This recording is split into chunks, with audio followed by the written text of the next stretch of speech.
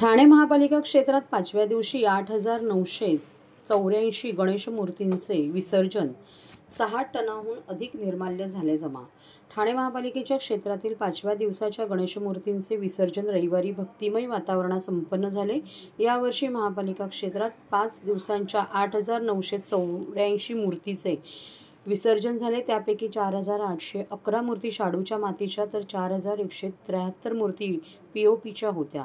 पर्यावरणाभिमुख गणेशोत्सवाची संकल्पना राबवून राज्यात पर्यावरणभिमुख गणेशोत्सवाचा आदर्श घालून देणाऱ्या ठाणे महापालिकेच्या पर्यायी गणेश विसर्जन व्यवस्थेअंतर्गत निर्माण करण्यात आलेल्या कृत्रिम तलावामध्ये गणेश मूर्तींच्या विसर्जनाला भाविकांनी याही वर्षी चांगला प्रतिसाद दिला.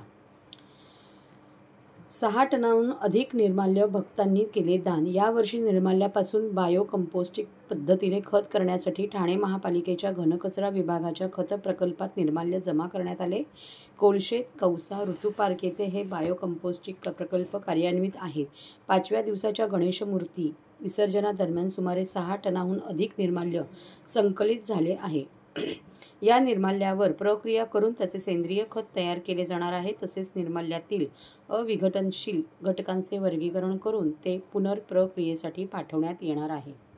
कृत्रिम तलाव, फिरते विसर्जन पथक, हौद, स्वीकृती केंद्र येथील सर्व मूर्तींचे विधिवत विसर्जन झाल्यावर पाण्याच्या तळाशी जमणाऱ्या मातीच्या गाळावर प्रदूषण नियंत्रण मंडळाने निश्चित केलेल्या कृती आराखड्यानुसार प्रक्रिया केली जाणार असल्याची माहिती मुख्य पर्यावरण अधिकारी मनीषा प्रधान यांनी दिली.